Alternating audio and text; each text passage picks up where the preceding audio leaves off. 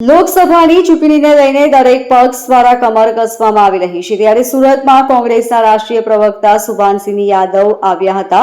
જેમણે પત્રકાર પરિષદ યોજીને મોદીની સરકાર પર આકરા પ્રહાર કર્યા હતા જેમાં તેણીએ કહ્યું કે બીજેપીના શ્વેતપત્ર સામે કોંગ્રેસ અન્યાયકાળ લાવી છે 2014 થી 2024 સુધીમાં બીજેપીના કાર્યો ગણાવ્યા હતા 10 વર્ષના અન્યાયકાળના નામે પત્ર બહાર પાડ્યું હતું આ અન્યાયકાળ નામના પત્રમાં 10 વર્ષના કાર્યોના મુદ્દા ગણાવ્યા હતા પત્રકાર પરિષદમાં સુભાનસિંહ યાદવે કહ્યું કે મોદી સરકાર સામે આર્થિક અન્યાય સામાજિક અન્યાય રાજનૈતિક અન્યાય જેવા મુદ્દાઓ ઉઠાવ્યા હતા બેરોજગારી મોંઘવારી મહિલાઓ સાથે ઉત્પીડિત કાળા નાણાંની વાતો ક્યાં ગઈ 15 લાખ પ્રત્યેકના ખાતામાં આવવાના હતા તે ક્યાં ગયા દેશના તમામ વર્ગના લોકો રસ્તા પર આવી ગયા છે દેશમાં નવો ટ્રેન્ડ ભારત રત્નના નામે શરૂ થયો છે ખેડૂતોની હાલત જોઈ શું સ્વામીનાથન ખુશ છે ખેડૂતો માટે સંસદ સુધીનો રસ્તો બંધ કરી દેવાયો છે ચૌધરી ચરણસિંહ છેલ્લા શ્વાસ સુધી ખેડૂતો માટે લડ્યા શું તેઓ ખુશ હશે 10 વર્ષમાં કોરોના આવ્યો નોટબંધી આવી શું કાળું નાણું પાછું આવ્યું કોરોનામાં હજારો લોકોના મૃત્યુ થયા કોણ જવાબ આપશે બેટી બચાવો બેટી પઢાઓના નારા હેઠળ શું કાર્યવાહી થઈ બિલ્કિસ બાનોને શું ન્યાય મળ્યો તેમના આરોપીને છોડી દેવાયા છે કોંગ્રેસ પર ઈડી સહિતની એજન્સીઓનો દુરુપયોગ કરાઈ રહ્યો છે છતાં કોંગ્રેસ મજબૂતીથી લડશે અને લોકો સાથ આપશે તેમ વધુમાં સુભાનસિંહે ઉમેર્યું હતું 10 साल अन्याय काल में हमने बेरोजगारी महंगाई जवानों के साथ किसानों के साथ महिलाओं के साथ अत्याचार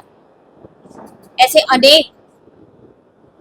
जन जन के साथ परेशानी जुड़ी हुई है जो उसका सामना करा आप जैसे कि जान रहे होंगे कि 45 सालों में आज हमारे देश में सबसे ज्यादा बेरोजगारी है मैं पूछना चाहूंगी केंद्र में बैठी सरकार से क्या हुआ उस हर साल 2 करोड़ रोजगार का जो आज 10वें साल में हम खड़े हैं हम उम्मीद करते थे कि 20 करोड़ युवाओं को रोजगार मिलेगा आज देश का युवा दर दर भटक रहा है रोजगार की तलाश में क्या हुआ उन वादों का जिसमें काला धन वापस आने वाला था क्या हुआ उन जुमलों का जिसमें 15 लाख प्रत्येक नागरिक के खातों में आने वाले थे आने वाली 2024 के चुनाव में क्या होगा नया जुमला किस तरह से हम जनता के बीच पर जाएंगे क्या इस बारे में इस सरकार ने विचार किया है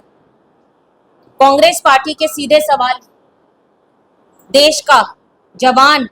किसान महिला युवा आज सड़क पर है दिल्ली छावनी में बदल गई दिल्ली में किसान देश भर से पहुंच रहे हैं लेकिन हमारे देश के प्रधानमंत्री के पास 2 मिनट का समय भी नहीं है कि वो उनसे मिले और उनकी बात सुने राजनीति करने का समय पूरा है आजकल हमारे देश में एक नए तरीके की राजनीति शुरू हुई है भारत रत्न की राजनीति जहां पर एक तरफ तो संसद में खड़े होकर देश के प्रधानमंत्री कहते हैं कि इस बार हम लोग 400 पार जाएंगे अच्छी बात है 400 पार जाएंगे लेकिन ऐसी क्या खलबलाहट है कि देश के विभिन्न हिस्सों में आप दलों को तोड़ रहे हैं अपने साथ लाने का काम कर रहे हैं भारत रत्न की राजनीति कर रहे हैं भारत रत्न क्या होता है सर्वोच्च और सबसे उत्तम श्रेणी का नागरिक अवार्ड है हमारे देश का हमारे रत्न होते हैं वो लोग हमें गर्व है जिस तरह से हमारे देश में भारत रत्न से सम्मान किया जाता है सम्मानित नागरिकों को उनके जिन श्रेणियों में उन्होंने काम किया है उसको सम्मान दिया जाता है लेकिन उनकी नीतियों का क्या आज डॉक्टर स्वामीनाथन जी खुश होंगे देखकर किसानों की हालत का लॉ जिस तरह से लगाया जाना चाहिए था क्या उनको अच्छी सच्ची श्रद्धांजलि यही है कि आज किसान दर दर भटक रहा है उनके ऊपर आंसू गैस के गोले छोड़े जा रहे हैं ड्रोन से कीलें बिछाई जा रही है उनका रास्ता रोका जा रहा है लोकतंत्र का संसद का रास्ता सड़क से जाता है आज उस सड़क के मार्ग को बंद कर दिया गया है किसके लिए देश के किसान के लिए आम नागरिक के लिए देश की जान के लिए इसकी जवाबदेही कौन देगा चौधरी चरण सिंह को भारत रत्न का सम्मान देने का काम किया हम इसका स्वागत करते हैं